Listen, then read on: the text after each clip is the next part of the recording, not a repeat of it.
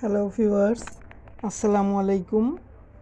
আশা করছি আপনারা সবাই ভালো আছেন। আমিও ভালো আছি আলহামদুলিল্লাহ। যারা আমার চ্যানেলটি সাবস্ক্রাইব করেছেন তাদের সবাইকে আমার শুভেচ্ছা ও ভালোবাসা। যারা এখনও আমার চ্যানেলটি সাবস্ক্রাইব করেননি প্লিজ চ্যানেলটি সাবস্ক্রাইব করে দিয়ে পাশে থেকে যাবেন আর লাইক কমেন্ট করে আপনাদের সুন্দর মতামতটি অবশ্যই আমাকে কমেন্টস বক্সে জানাবেন।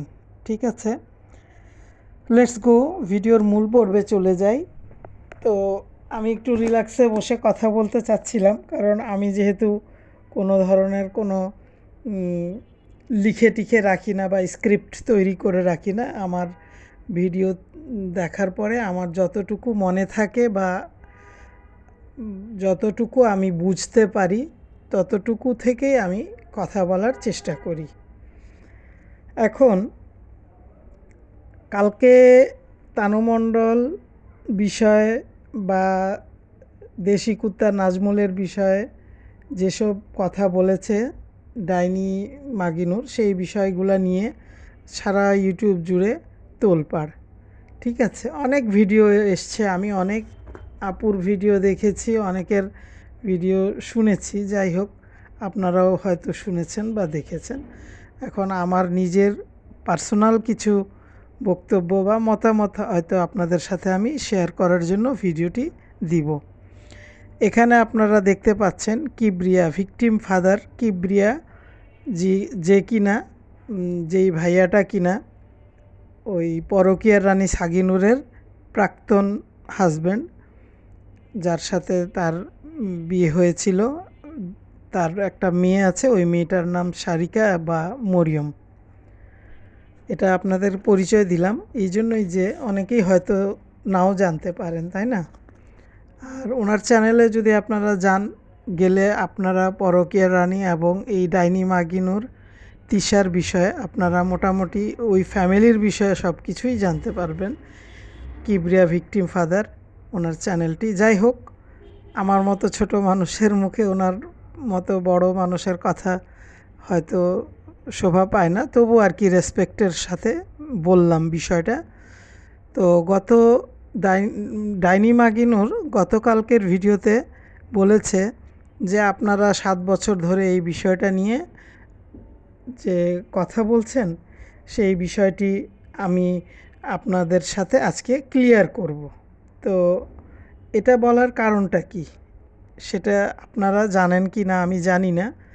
সেটা হচ্ছে, যেমন মনে করেন 7 বছর আগে এই কিবরিয়া ভাইয়ার ভিডিওতে কিবরিয়া ভাইয়া বলেছিলেন দাঁতের বাগান, অর্থাৎ ওই টিথ গার্ডেন দাঁতের বাগান, যে কিনা ডাইনি মাগিনুর তিশার মানে ননদ প্লাস ওর হাজব্যান্ডের বোন।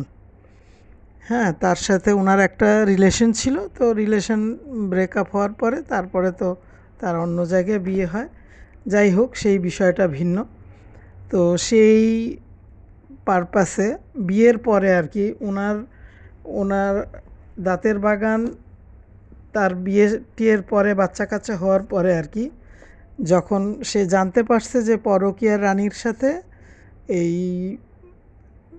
ভিকটিম ফাদার কিবরিয়ার বিয়ে হয়েছে বা বাচ্চা হয়েছে, মানে এটা লং প্রসেসের বিষয়, তো আমি আপনাদের শর্টকাটে বলছি।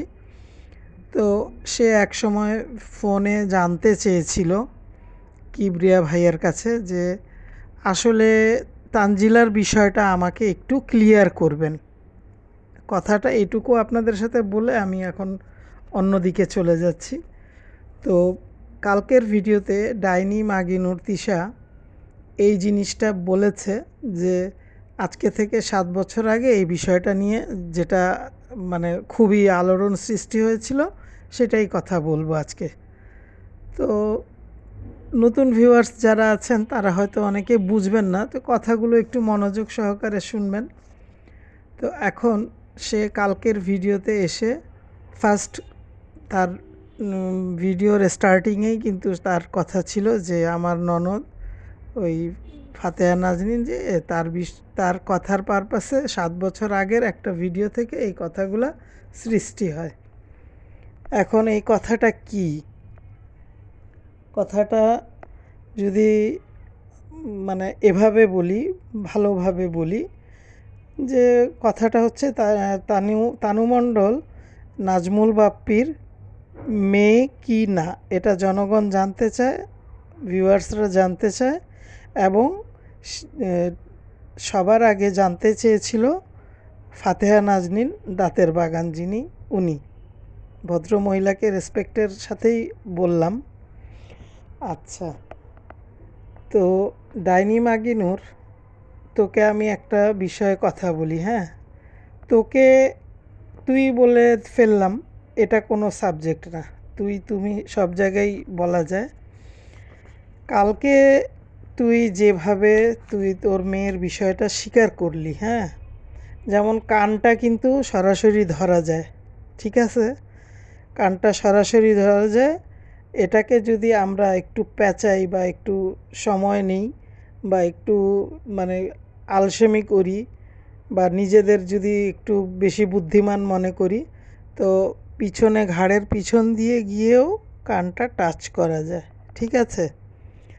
তো তার কাছে মানে যা কথাগুলা যেভাবে সে বলেছে, তার কাছ থেকে আমরা যা শুনেছি, তো বিষয়টা এরকমই ছিল। সে ক্লিয়ার করেছে, ঠিক আছে, একদম মানে টোটালি এটাকে ক্লিয়ারই বলা যায়, তাই না। এখন সে ক্লিয়ার করেছে কি একটু ভিন্নভাবে।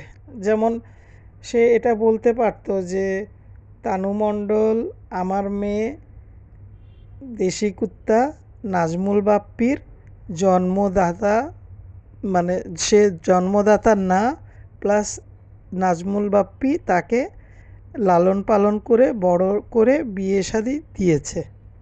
কথাটা কিন্তু এখানেই শেষ হয়ে যেত, মাত্র 2-3টা লাইন বললেই হয়ে যেত। কিন্তু সে তার ননদ দাঁতের বাগানের কথা বলেছে, তারপরে ভিউয়ার্সদেরকে ইচ্ছা মতো, মানে ভিউয়ার্স বলেন, রোস্টার্স বলেন, যারা তার ভিডিও দেখে তাদেরকে মানে সব তার যত রকমের শরীরের রাগ জিদ, মানে যা কিছু ছিল সব সে থার্ড পার্টি, হ্যাঁ, তাদের উপরে সে আগে ঢেলে নিছে। আচ্ছা ডাইনি তিশা, আমি তোমাকে একটা কথা বলি, একটু মনোযোগ দিয়ে শুনো। হ্যাঁ, তুমি তো অনেক কথাই বলেছো, সেই কথাগুলার পারপাসে আমার এইটুকু বলতে হচ্ছে যে তুমি সুন্দর করে একটা কথাই বলতে পারতে যে দেখেন, আপনারা ইউটিউবে যারা কাজ করেন তারা, প্লাস যারা আমাকে কমেন্টস করেন তারা, প্লাস হচ্ছে যারা আমাকে দেখেন, হ্যাঁ, তাদের সবার জানার খুব ইচ্ছা যে আমার মেয়ে তানু মণ্ডল সে নাজমুল বাপ্পির জন্মদাতা, জন্ম দেয়া মেয়ে নাকি, অথবা পালক মেয়ে নাকি, বা লালন পালন করেছে কি না। সেটার বিষয়ে আমি আপনাদের বলে দেই যে না, দেখেন, আমার এই মেয়েটাকে আমার হাজব্যান্ড মানে ছোটোকাল থেকেই লালন পালন করেছে, আমি এতদিন বলতে পারি নাই, সরি, এটা বলে এইটুকু বলে এটা সে ক্লিয়ার করে ব্যাস শেষ। কিন্তু এই যে ডাইনি এই এতগুলা লোককে খারাপ খারাপ কথা বলল, বিভিন্ন রকমের বদদুয়া দিল, এবং সে রোস্টারদের বাসার ঠিকানা পর্যন্ত চাচ্ছে, সে নাকি দেখা করবে। আচ্ছা, তো এগুলার তো কোনো দরকার নাই, দরকার আছে? তুমি যতটুকু বলেছ অতটুকুই এনাফ। আর তাও কিভাবে বলার নমুনা কি, মানে সে যে একটা বদমাইশ দুষ্ট প্রকৃতির মেয়ে লোক, এটা তার কালকের ভিডিওই প্রমাণ করে দিয়েছে। কীরকম মানে বিশ্বাস করেন ভিউয়ার্স, আপনাদের সাথে বলি, আমি নিজেও কিন্তু এতটুকু এরকমভাবে একটা কথা পেঁচাইতে পারবো না বা এইভাবে ঘুরে ফিরে বলতে পারবো না। তার মেয়ে যেমন, সে আমাদের নবী হজরত মুহাম্মদ সাল্লাল্লাহু আলাইহি ওয়াসাল্লামের উদাহরণ টেনে উনি কি কোনো সাধারণ ব্যক্তি? তার উদাহরণের তো কোনো প্রয়োজন ছিল না।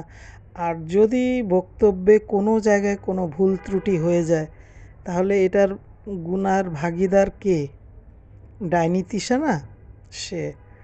তো সে এটাতে সুন্দর করে ঘুরিয়ে পেঁচিয়ে বলল কি যে আমাদের নবীর ওয়াইফ ছিলেন 2টা, তাও কতক্ষণ আমতা টামতা করে মানে মুখে বাজতেছে। তো নবীর প্রথম ওয়াইফ ছিলেন বিবি আমেনা, মা আমেনা, আর সেকেন্ড ওয়াইফ মা হালিমা, দুধ মা। আচ্ছা, তো দুধ মা আমাদের নবীকে লালন পালন করেছিলেন, যেহেতু আমাদের নবী হজরত মুহাম্মদ সাল্লাল্লাহু আলাইহি ওয়াসাল্লামের মাতা মা আমেনা, যিনি কিনা হজরত মুহাম্মদ সাল্লাল্লাহু আলাইহি সাল্লামের জন্মের কিছুদিন পরেই ইন্তেকাল করেন। তো সেই বিষয়ে এখন অতটুকু, আগেকার দিনের তো বিষয়গুলো ছিল ভিন্ন। যেমন ছোট বাচ্চাকে জন্ম দেওয়ার পরে মা বা বাবা যারাই হোক, ফ্যামিলির লোকরা অনেক সময় কাউকে দিয়ে দিত লালন পালন করতে। আর যেহেতু আমাদের নবীজির মা মারা গেছেন, তাকে তো লালন পালন করে দেখার মতো কেউ ছিল না, তাই মা হালিমাকে দেওয়া হয়েছিল। তো মা হালিমা তাকে নিজের বুকের দুধ খাইয়ে উনি বড় করেছেন। তাই আমাদের নবীজি ওনাকে নিজের মায়ের চেয়ে বেশি, যেহেতু উনি মা দেখেন নাই, সো উনি মাকে অনেক বেশি মর্যাদা দিয়ে রেখেছিলেন। নিজের মাথার পাগড়িটাও খুলে উনি তার হাঁটার পথে, চলার পথে বিছিয়ে দিতেন, যে এই পথ দিয়ে আমার মা যাবে, এইখানে আমার মাথার পাগড়ি মানে উনি নিজের হাতে বিছিয়ে দিতেন ওই পথ চলার ওই রাস্তায়। যাই হোক, আমি হাদিস নিয়ে বসি নাই। তো এমন এক ব্যক্তির বিষয় নিয়ে কথা টেনে সে লাস্টে বলল কি যে ধরে নেন এই নাজমুল বাপ্পি হচ্ছে গিয়ে দুধ মা। ও মাই গড, কি বলল! এটা তো আমি স্ট্রেঞ্জ, মানে আমি তো পুরাই দমে একদম মানে হতভম্ব হয়ে গেলাম। কি বলল এটা? মানে নবীজির সাথে, নবীজির লাইফের সাথে আরেকজনকে তুলনা। আচ্ছা, ঠিক আছে, আমি ওর কথা আমি ধরে নিলাম কি যে সে পাগল ছাগল মানুষ, তার কোনো ইয়া নাই, সে বলছে। হ্যাঁ, তো এখন আমি একটু পিছনে ফিরে যেতে চাই। এই বিষয়টা, সত্য ঘটনাটা তার পরিবারের প্রত্যেকেই জানতো, তাই না? টুডে অর টুমরো এই বিষয়টা একদিন হইতে হবে, কারণ বাস্তবতা কিন্তু ভিন্ন। যেমন মনে করেন যে আমি ওর বোনদের কথা আগে বলে নিচ্ছি ভিউয়ার্স, যেহেতু তারা ইউটিউবের টাকায় সংসার চালায়, তাদের এক্সট্রা চাওয়া পাওয়া যা আছে সব কিছু তারা এই ইউটিউবের টাকায়, তারা 3 বোন আগে বলি, এই পরকীয়ার রানী, ডাইনি মাগিনুর এবং মেকআপ ভুতুড়ি, এই 3টার লাইফ কিন্তু একমাত্র ইউটিউবের টাকায়, মানে ফুটানি রং ঢং এগুলো চলে। আর বাদ বাকিটা আপনারা ধরে নেন। ওদের পরিবারের প্রতিটা ব্যক্তি কিন্তু তানু মণ্ডলের বিষয়টা জানে। হ্যাঁ, তো এখানে শত্রুতাবশত ধরেন কোনো এনিমি তো একজন না একজন থাকেই, তাই না? টুডে অর টুমরো তো কেউ না কেউ ঘুরায় ফিরায় তো বলতেই পারে। তো এই ভয়টাও তার কাজ করে নাই। আজকে সে প্রায় 2 লক্ষ সাবস্ক্রাইবার নিয়ে, এই 2 লক্ষ সাবস্ক্রাইবারের কাছাকাছি এখনও যায়নি, চলে যাবে। সে এতদিন ধরে চোখে ধুলা দিয়ে মিথ্যা কথা বলে ধাপ্পাবাজি করে সে ইউটিউবিং করে যে টাকাগুলো ইনকাম করেছে, সেই টাকাটা তার উচিত গরিব মিসকিন এতিমদের মাঝখানে দান করে দেয়া। ঠিক আছে? আচ্ছা, এই যে মিম ভুতুড়িকে আপনারা কি ভাবেন? বয়স কম বাবু? না, নেভার।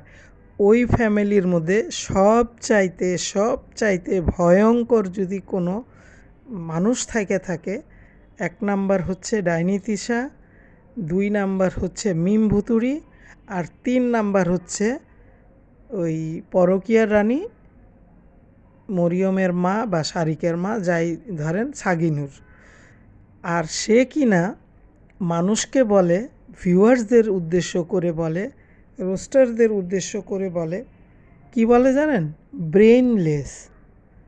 ব্রেইনলেসের মিনিং কি, বানান কি, ডাইনি তিশা নিজের ভিডিওতে এসে একসময় বলে যাবি, ঠিক আছে? আচ্ছা, তোর ফার্স্ট বদমাইশি একদম নতুন না, কিন্তু তোর লাইফটাই শুরু হয়েছে দুষ্টামি, বদমাইশি, ফাজলামি করে, তাই না? তুই একাই ঢাকায় ছিলি, তোর লাইফ হিস্ট্রিটাই তো এরকম ছিল। তোর এই মেয়েটা ছিল তার নানির কাছে। তো তুই যখন তোর ঢাকার বাসায় তোর ছেলে হইল, তারপরে তো অনেক পরে মেয়ে হইল, তুই যখন এই মেয়েটাকে নিজের কাছে নিয়ে আসলি, তুই তোর হাজব্যান্ড দেশি কুত্তার কাছে নিয়ে আসছিলি নিশ্চয়ই, কাউকে না বললেও দেশি কুত্তার কাছে তো তুই স্বীকার করেছিলি যে দেখো ওকে আমাদের সাথে রাখতে হবে, ও যাই হোক কিছু তো বলছিলি, যার জন্য কিছু পুরুষ লোক আছে না মেরুদণ্ডহীন, সে মেরুদণ্ডহীন প্রাণীটা মনে করছে যে হ্যাঁ ও যা বলতেছে ওটাই তো রাইট। সে যদি তার মা বোনদের সাথে এই বিষয়টা নিয়ে আলোচনা করতো, ঘটনা কিন্তু এত দূর আসতোই না। আচ্ছা, তো আগে তানু মণ্ডল বিষয়ে আমি পরে বলবো, কারণ তানু মণ্ডল এখানে দোষী না আমি মনে করি, কারণ তাকে তো ওভাবে শিখায় পড়ায় ইউটিউব জগতে চালানো হয়েছে, তাই না? আর হাজার হোক, সে একটা মেয়ে মানুষ, তার বিয়ে হয়েছে, তার বাচ্চা হয়েছে, তার শ্বশুরবাড়ির ওই সাইডের লোকজন আছে, তাকে তো কিছু না কিছু শুনতেই হয়, তাই না? আচ্ছা, ওইটা দিলাম, এখন না, পরে বলতেছি আবার। তারপরে ধরেন সে ওই মেয়ের বেলায় এই জিনিসটা, ওই তানজিলার বাবা এই বড় মেয়ে সেটা, এই এত মিথ্যা কথা কি আমাদের নবীজি বলছিলেন? তোর দুধমাকে একটু জিজ্ঞাসা করিস তো ডাইনি তিশা। হ্যাঁ, তুই যে ওনাকে মানে ওনার মতো করে ওনাকে মানে রূপক আকারে তুই উপস্থাপন করলি যে নাজমুল বাপ্পি দুধ মা, নাউজুবিল্লাহ আস্তাগফিরুল্লাহ, নাজমুল বাপ্পি দুধ মা। কি যে একটা, হ্যাঁ ওকে, তুই এটা বলতে পারতি যে নাজমুল বাপ্পি ভালো মানুষ দেখে আমার মেয়েটাকে অ্যাকসেপ্ট করে নিয়েছিল, মেয়েটাকে অনেক ভালোবাসা দিয়েছে, আদর যত্ন করে লালন পালন করেছে, তাই তার নিজের সন্তানের মতো ভালোবাসে, দ্যাটস এনাফ। আর তো বেশি কিছু বলার প্রয়োজন নাই। নবী রসুলকে কেন টাইনে নিয়ে আসছিস? তোদের সাথে কি নবী রসুলের তুলনা বা এক্সাম্পল যায় কি না? আচ্ছা, তোর মেয়ের বিষয়টা তো তুই ঘাটতে এই পর্যন্ত আনছিস। এই যে তানু মণ্ডলের বাবার পরিচয় নিয়ে একটা বিষয় আমি সেদিন একটা ভিডিও দিয়েছিলাম, যে কারো একটা ভিডিওতে আমি দেখেছিলাম কাবিনের ফুল, মানে প্রথম থেকেই ছিল, বর এন্ট্রি থেকে সব কিছুই ছিল, কাবিনের সময় তার হাজব্যান্ড দেশি কুত্তা কিন্তু কোনো ধরনের কোথাও কোনো সিগনেচার করে নাই, মানে ফুল ভিডিও ওয়াচ করছি আমি ভিডিওর নামটা এখনও বলবো না।